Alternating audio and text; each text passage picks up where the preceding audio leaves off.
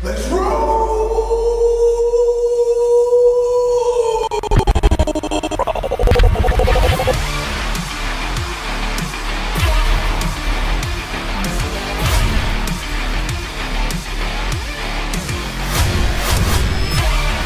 Alright, so 2005 Saab 9.5, and my parts came in from Euro Parts. First things up, we got the kit for the serpentine belt, belt tensioner, and belt pulley, the one that always goes bad on the top of the engine.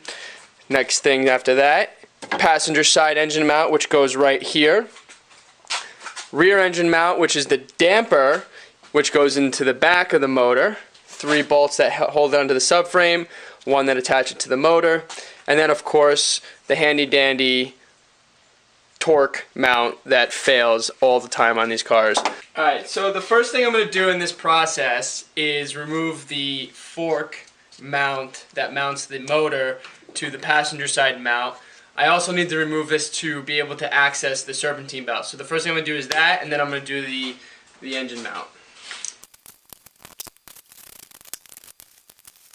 Just note that when you do this, that you place the jack underneath the oil pan with a block of wood in between to support the motor so it doesn't fall on you.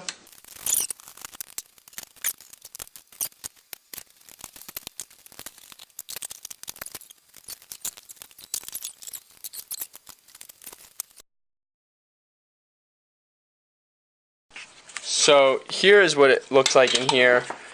There's the mount. You got 1, 2, 3 bolts holding the passenger side mount in. They look like 13mm bolts.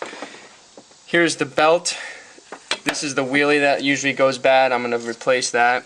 And then there's the serpentine belt tensioner right here. I just noticed something, and the owner of this car is extremely lucky because I'm going to fix this without charging him. There is a oil pressure, or there's the chain tensioner right here. This bolt right here, and sometimes those start to leak, and as you can see, there's oil coming from there. I happen to have an extra one laying around from when I owned my old Saab 9.5, so I'm going to be very nice and stick that in there. Alright, so I got a 3/8 drive into the tensioner. I'm going to pull that towards the front of the engine, and that releases the belt. Okay, so the belt is out, and now you're going to use an 8mm Allen key to remove the belt tensioner, which is right here with the 3/8 drive extension in it. Alright, so here's a little update. I got the wheelie off, the pulley on the top there, held in by a 15mm bolt, and I got the tensioner out. This one happens to be in good shape. I'm going to still replace it, but I've replaced them before where the edges or the lips here are actually chipped and damaged, which could obviously cut the belt. I proceed now to remove the chain tensioner, which is actually a little bit easier to see now. Okay, so I got the chain tensioner back in, I got the new pulley put back on, and as you can see I cleaned up all the grease that was coming from there so I can monitor if oil is actually leaking anywhere else, but I'm pretty sure it should be good.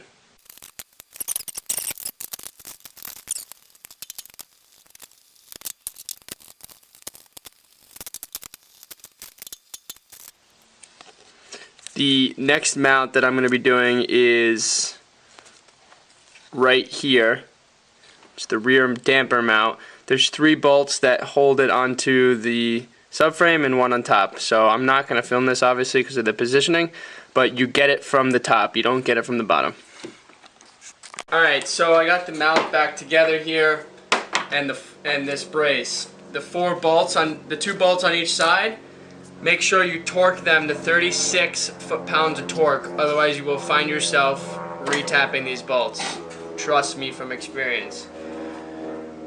This bolt here I'm about to torque down to 78 foot-pounds of torque.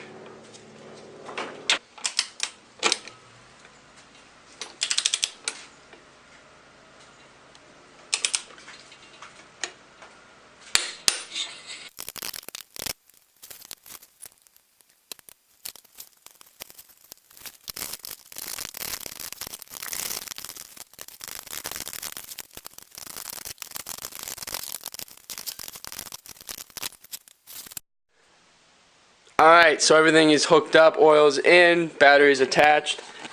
Moment of truth! So you got the inside still taken apart, but...